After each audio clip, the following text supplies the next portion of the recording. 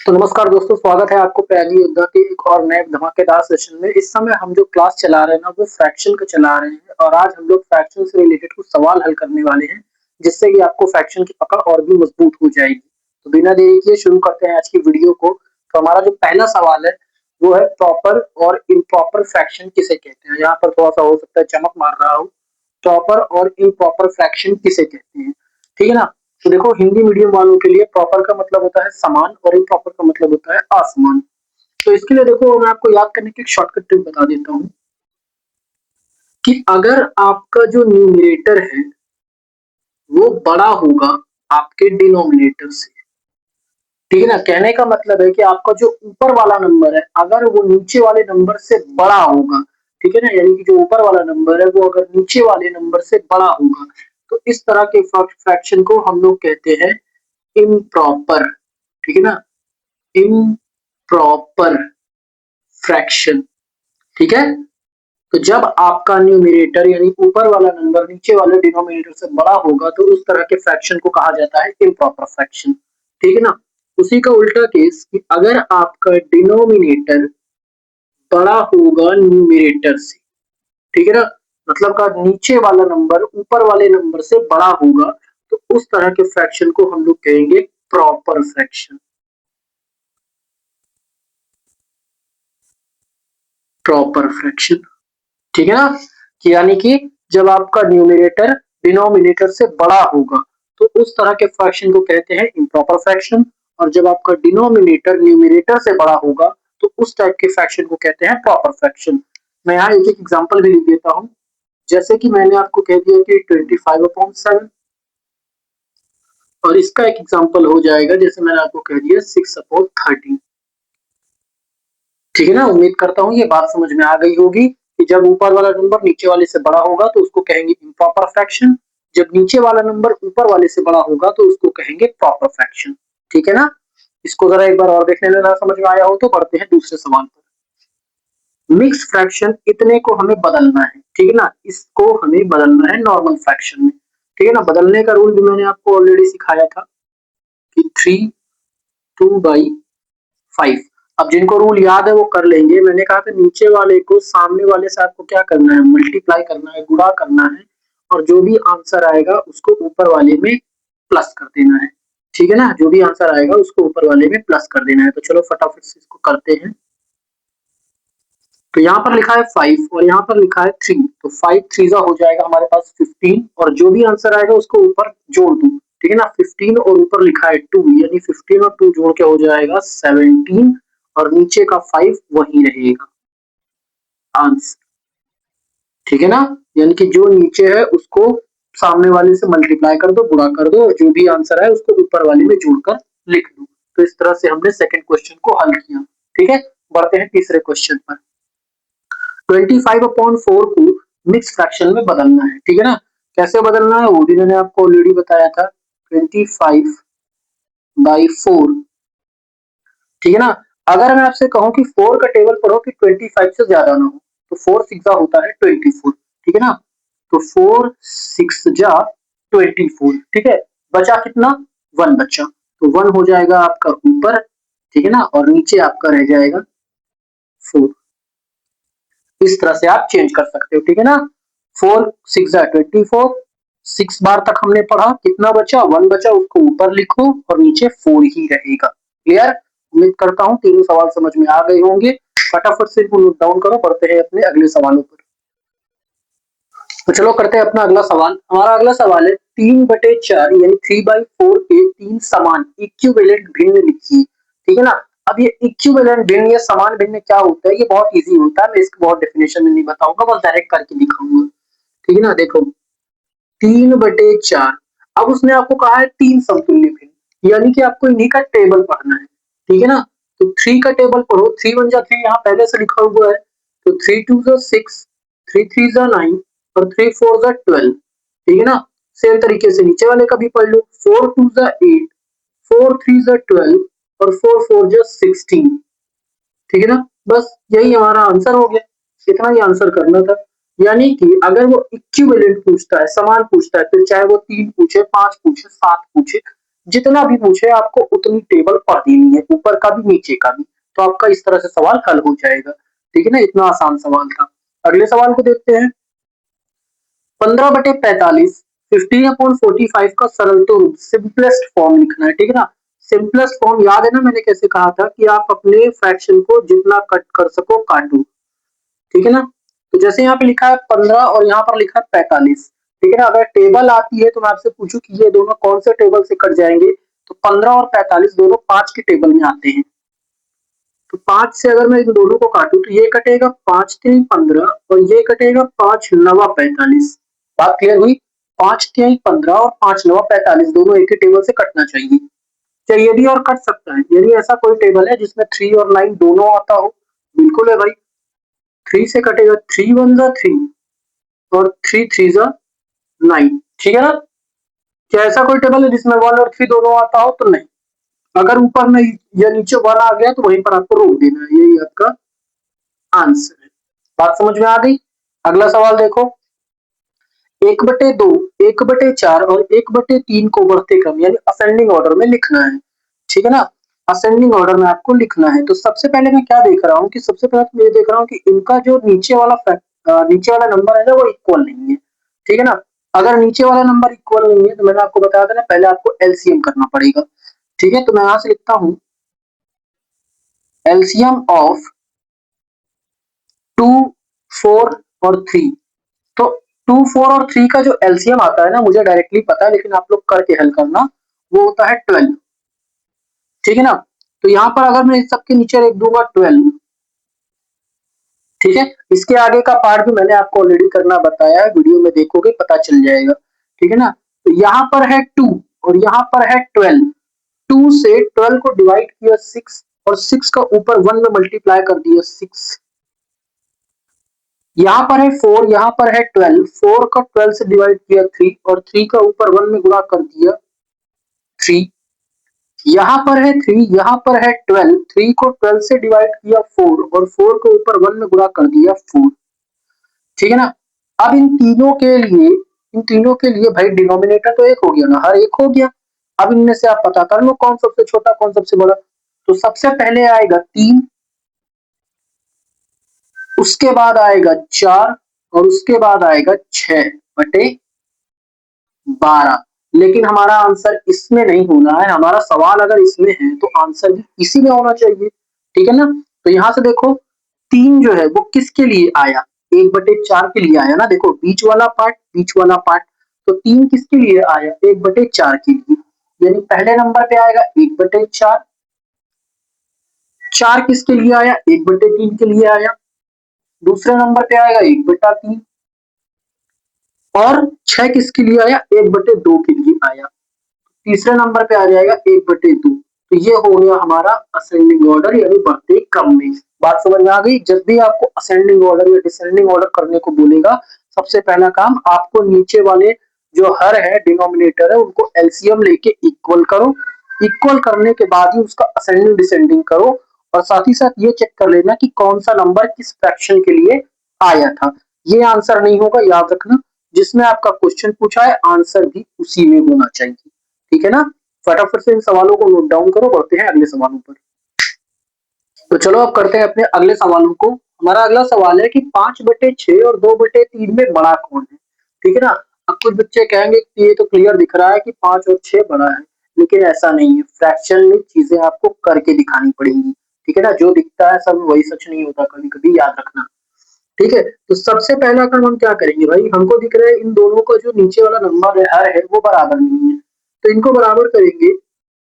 LCM of 6 और 3 और 6 का जो एलसीएम आएगा वो 6 ही आएगा, आप करके देख लेना। ठीक है ना, तो यहाँ पर एलसीएम आ गया हमारे पास 6। ठीक, तो अब यहाँ पर क्या है, यहाँ इसके नीचे 6 है और यहाँ पर भी 6 है। 6 से 6 को भाग दिया 1 और 1 का ऊपर 5 में गुणा कर दिया तो 5 ही आएगा, बीच में कॉमा। यहाँ पर 3 है, यहाँ पर 2 है, सॉरी यहाँ पर 3 है, यहाँ पर 6 है। 3 से 6 को भाग दिया 2 और 2 का ऊपर 2 में गुणा कर दिया 4। ठीक है ना, अब क्या है, अब दोनों का हर जो है एक हो चुका है। अब ये दो अलग अलग नहीं है, एक हो चुके हैं। तो ऊपर वाले नंबर देख के आप जज कर लो। कि भाई 4 बड़ा है कि 5 बड़ा है, तो सर 5 बड़ा है, 5 बड़ा है, तो यानी कि ये हमारे लिए 5 किसके लिए आया था, इसके लिए, तो यानी कि 5/6 ही बड़ा होगा। ठीक है ना। अब वो देखने में भी बड़ा है और करने में भी बड़ा है, ये बस एक संयोग है। ठीक है ना, हर बार ऐसा नहीं होगा कि जो चीज बड़ी है वो ही बड़ी होगी। ठीक है, पहले हल करना फिर उसके बाद देखना। अब ये बात की बात है कि वो देखने में भी बड़ा लग गया और हल करने में भी बड़ा लग गया, ये सिर्फ एक संयोग मात्र है, इसको आप लोग पहले सॉल्व करना तभी चेक करना। ठीक है ना, आगे बढ़ते हैं। अब हमें ऐड करना है चीजों को। ठीक है ना, एडिंग मैंने आपको ऑलरेडी बताई थी कि जब दोनों का हर बराबर है, देखो दोनों का हर बराबर है, यानी कि यहाँ पर आपको एलसीएम वेलसीएम कुछ करने की जरूरत नहीं है, नीचे 9 ही रहेगा। ठीक है ना, जब दोनों का हर बराबर है तो नीचे वही नंबर रहेगा, बस ऊपर वालों को ऐड कर देना है, 4 और 2 को 4+2 कर देना है, तो सीधा सीधा यहाँ पर आंसर निकल के आ जाएगा 4 और 2 6/9। ठीक है ना, लेकिन क्या ये 6/9 ही आंसर है? जी नहीं, मैंने कहा था अगर हल हो सके, कट सके और छोटा हो सकता है तो करो। कोई ऐसा टेबल जिसमें 6 और 9 दोनों आते हो? बिल्कुल आता है सर। 3 से अगर मैं काटूं तो ये हो जाएगा 3×6 और 3×3=9। ठीक है ना, ये आंसर होगा। ये आपको कभी भी सवाल आए और उसका आंसर फ्रैक्शन में आता है तो पहले ये चेक कर लेना कि क्या वो और कट सकता है क्या, अगर और कट सके तो उसको काट कर ही आंसर लिखना। ठीक है ना, बढ़ते हैं अगले सवाल पर। 1/3 + 2/5 करना है। अब यहाँ पर देखो, सबसे पहला काम, क्या दोनों का हर बराबर है, क्या डिनोमिनेटर इक्वल है? नहीं है, तो सबसे पहला काम आपको एलसीएम करना पड़ेगा। एलसीएम ऑफ 3 एंड 5, तो वो मुझे पता है भाई 15 आने वाला है। ठीक है ना, आप लोग करके हल करना।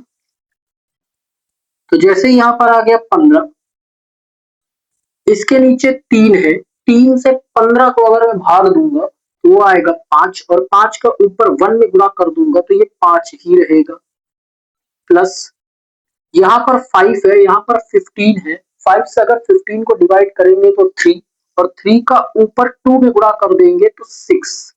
बात समझ में आ गई ना। अब इन दोनों को ऐड कर लो, 6 और 5 हो जाएगा आपका 11, 11/15। अब हम ये चेक करते हैं कि क्या ये कटेगा क्या, कोई ऐसा टेबल है जिसमें 11 और 15 दोनों आते हैं? तो ऐसा कोई टेबल नहीं है। ठीक है ना, यानी यही मेरा आंसर हो जाएगा। बात समझ में आ गई? फटाफट से अच्छे से सवालों को नोट डाउन कर लो, और कोई भी डाउट हो तो मुझे कमेंट कर देना। इनको जल्दी से नोट करो, बढ़ते हैं अगले सवालों पर। तो चलिए करते हैं अपने अगले सवालों को। अगला सवाल है 11/12 - 5/12। ठीक है ना, तो यहाँ पर देखो, सबसे पहला काम हमको देखना है कि क्या नीचे के नंबर इक्वल है। हाँ, दोनों में 12-12 है, यानी नीचे आपको कुछ भी नहीं करना, नीचे का आंसर 12 ही होगा। जो प्लस माइनस करना है ऊपर वाले में कर लो। 11 - 5, तो इसका आंसर निकल आएगा आपका 6/12। ठीक है ना, 6/12। लेकिन ये जो 6 और 12 है ना, ये दोनों 6 के टेबल में आते हैं, तो 6 से अगर मैं इसको काटूंगा तो ये मेरा निकल के आएगा 6×6 और 6×2 12। ठीक है ना, यहाँ से मैं एक लाइन खींच देता हूँ ताकि आप लोग को क्लियर दिखे। 6×6, 6×2 12, यानी 1/2 इसका आंसर होगा। ठीक है ना, अगला सवाल देखो, 2 - 3/4। अब 2 - 3/4 एक फ्रैक्शन है, लेकिन इसके नीचे कुछ है ही नहीं। तो जब भी ऐसी कंडीशन आ जाए ना कि एक नंबर के नीचे कुछ ना लिखा मिले और उसको फ्रैक्शन से हल करना है, तो वहां पर अपने आप हम लोग 1 ले लेंगे। अगर उस नंबर के नीचे कुछ भी नहीं है तो वहां पर आप अपने आप से 1 ले सकते हो। ठीक है ना, जैसे ही 1 ले लिया तो इन दोनों का जो डिनोमिनेटर है वो बराबर तो नहीं है, बराबर नहीं है तो फिर आपको करना पड़ेगा एलसीएम ऑफ 1, 4, और 1 के साथ हम किसी का भी एलसीएम लेंगे ना तो हमेशा आंसर वही नंबर होगा, एलसीएम का 4 ही होगा। ठीक है ना, तो यहाँ पर देखो, नीचे आ गया 4, अब यहाँ पर है नीचे 1 और यहाँ पर है नीचे 4। 1 से 4 को डिवाइड करेंगे तो 4, और 4 का ऊपर 2 में मल्टीप्लाई कर देंगे 8। ठीक है ना, बीच में माइनस, 4 से 4 को डिवाइड करेंगे तो 1, और 1 का ऊपर 3 में मल्टीप्लाई कर देंगे तो 3। तो 8 में से अगर 3 माइनस करूंगा तो आंसर हो जाएगा 5/4 आंसर। ठीक है ना, बात समझ में आ गई होगी। अगला सवाल करते हैं मल्टीप्लाई का। मल्टीप्लाई में आपको पहले ही कहा था कि एलसीएम एलसीएम कुछ भी करने की जरूरत नहीं है, सीधा सीधा मल्टीप्लाई कर देना है बस। तो 5 का मल्टीप्लाई आपको सीधा सीधा कर देना है 14 में, और 7 का मल्टीप्लाई सीधा सीधा कर देना है 15 में। ठीक है ना, तो 5 का 14 में मल्टीप्लाई करते हैं, 14 पचे हो जाएगा आपको 70, तो 15 सत्ते हो जाएगा आपका 105। ठीक है ना। क्या ये और हल हो सकता है? अगर डिविजिबिलिटी रूल याद हो तो मैंने कहा था लास्ट में 0 और 5 आएगा तो दोनों 5 की टेबल से कट जाएंगी, यानी 5 से ये भी कट जाएगा, 5 से ये भी कट जाएगा।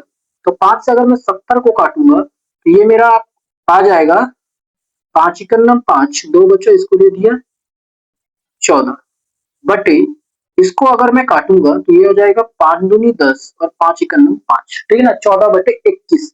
तो क्या ये भी किसी टेबल में आते हैं? बिल्कुल 7 की टेबल में आते हैं।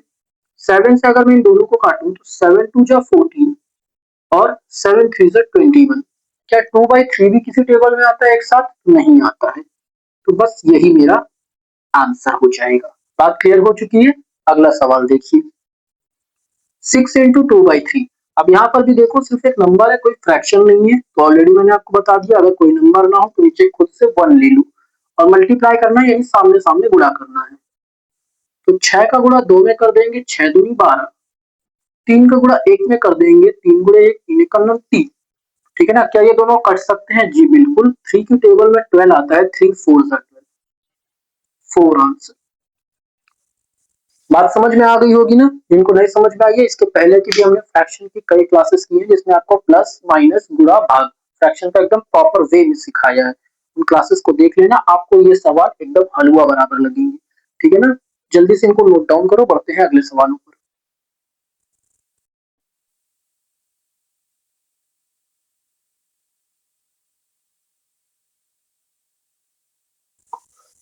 तो चलिए करते हैं अपने अगले सवाल को। हमारा अगला सवाल है 8/9 डिवाइड बाय 4/3। ठीक है ना। डिवाइडेशन में मैंने आपको बहुत अच्छे से सिखाया है पहले की वीडियोस में, उन वीडियोस को एक बार देखना, तब आपके लिए यह सवाल एकदम नाखून के बराबर हो जाएगा। ठीक है ना। 8/9 डिवाइड बाय 4/3, डिवाइड में मैंने आपसे कहा था किसी एक को रिवर्स कर दूं। ठीक है ना, किसी भी एक को रिवर्स कर दूं। मैं 8/9 अगर मैं रिवर्स करूंगा तो ये डिवाइड हो जाएगा, अब मल्टीप्लाई, और इस 4/3 को हम उल्टा लिख देते हैं 3/4। ठीक है ना, इसको हम उल्टा लिख देते हैं 3/4। अब आप कर लीजिए सीधा सीधा मल्टीप्लाई, तो 8 3 हो जाएगा आपका 24 और 9 4 हो जाएगा आपका 36। ठीक है ना। क्या कोई ऐसा टेबल है जिसमें 24 और 36 आते हैं? तो 6 का टेबल है। अगर मैं इन दोनों को 6 से काटूं, 6 4 से 24 और 6 6 से 36, क्या अभी भी कोई ऐसा टेबल है जिससे 4 और 6 भी कट जाए? बिल्कुल 2 की टेबल से। 2 2 जा 4 और 2 3 जा 6। ठीक है ना। क्या कोई ऐसा टेबल है जिससे 2 और 3 कट जाए? तो ऐसा अब कोई टेबल नहीं है। ठीक है ना। तो यही मेरा आंसर हो जाएगा 2/3। अगला सवाल देखो, 5 डिवाइड बाय 1/2। अब इसके नीचे तो कुछ है नहीं, हम अपने से क्या ले लेंगे? 1 ले लेते हैं। ठीक है ना। तो 5/1 डिवाइड को मैं मल्टीप्लाई में चेंज कर दूंगा और इसको रिवर्स कर दूंगा। 1/2 है तो उसको 2/3 कर देते हैं, 2/3। तो इसका आंसर कितना आ जाएगा? 5 2 जा 10 और 3 1 जा 3। क्या 10 और 3 किसी एक टेबल में आते हैं? तो नहीं आते हैं। तो यही हो जाएगा आपका आंसर। ठीक है ना। बात समझ में आ गई। डिवाइडेशन, फ्रैक्शन को डिवाइड कैसे करते हैं उसकी भी मैंने एक प्रॉपर क्लास बनाई है, जो कि आपको डिस्क्रिप्शन लिंक में उसका मैं लिंक दे दूंगा, और हमारे चैनल की फ्रैक्शन प्लेलिस्ट में आपको कंप्लीट फ्रैक्शन की सारी क्लासेस मिल जाएंगी, तो उन्हें एक बार विजिट जरूर करना। ठीक है ना। बढ़ते हैं अगले सवाल पर। एक दूध वाले के पास 10 लीटर दूध था। ठीक है ना। उसने 1/2 लीटर दूध बेच दिया। अब उसके पास कितना दूध बचा है? ठीक है ना। तो इन सवालों को हल करते हैं। तो पहले हम लिखते हैं कि कुल दूध, कुल दूध कितना है हमारे पास? 10 लीटर। ठीक है ना। बेचा कितना? बेचा कितना? तो बेचा है 3 सही 1/2। और हल कर लो इसको। मिक्स को पहले आप बना लो नॉर्मल फ्रैक्शन। कैसे बनाते हैं मैंने आपको बताया, तो नीचे वाले को सामने वाले से मल्टीप्लाई करो, 2 3 जा 6 और ऊपर वाले में ऐड कर दो, 6 और 1 7। 7/2 उसने बेचा है। ठीक है ना। तो बचा कितना? बचा दूध। बचा कैसे निकालेंगे भाई? टोटल में से जितना बेचा है उसको माइनस कर दो। 10 माइनस 7/2, ठीक है ना। अब इसके नीचे कुछ नहीं है, 1 ले लो, 1 ले लिया। आगे का काम हमने आपको क्या बताया था भाई, डिनोमिनेटर सेम नहीं है, एलसीएम ऑफ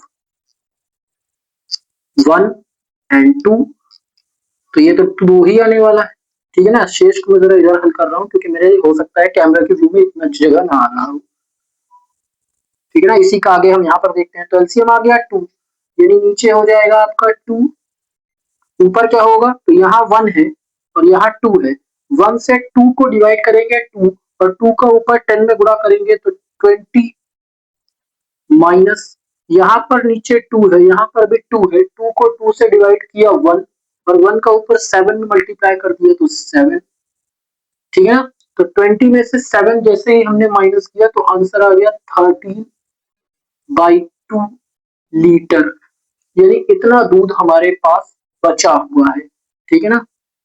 13/2 लीटर दूध हमारे पास बचा हुआ है। इसको मिक्स फ्रैक्शन में बनाएंगे तो 2 का टेबल पढ़ो कि 13 से ज्यादा ना हो, तो हम पढ़ते हैं 2 6 12, 2 6 12, कितना बचा, 1 बचा, 1 को ऊपर रखो और 2 नीचे ही रहेगा, इतने लीटर दूध हमारे पास बचा है, ठीक है ना। बात समझ में आ गई, जल्दी से इसको नोट डाउन कर लो। और आज की हम जो क्लास है इसको यहीं पर खत्म करेंगे। कोशिश ये थी कि मैं आपको और भी सवाल कराऊं, ठीक है ना, लेकिन समय थोड़ा सा ज्यादा हो रहा है। ओके, तो मैं इस क्लास को आज यहीं पर खत्म करता हूँ। आपके अगर फ्रैक्शन से रिलेटेड और कोई भी डाउट होंगे तो वो मुझे नीचे कमेंट कर देना, मैं उसका आंसर भी आप लोग को प्रोवाइड करा दूंगा, ठीक है। क्लास अच्छी लगी हो तो वीडियो को एक लाइक कर देना, चैनल को सब्सक्राइब करना। अगली जो क्लास होने वाली है वो आपसे मिस ना हो, इसलिए बेल आइकन को जरूर प्रेस कर लेना, ठीक है ना। मिलते हैं अगली वीडियो में, तब तक के लिए बाय।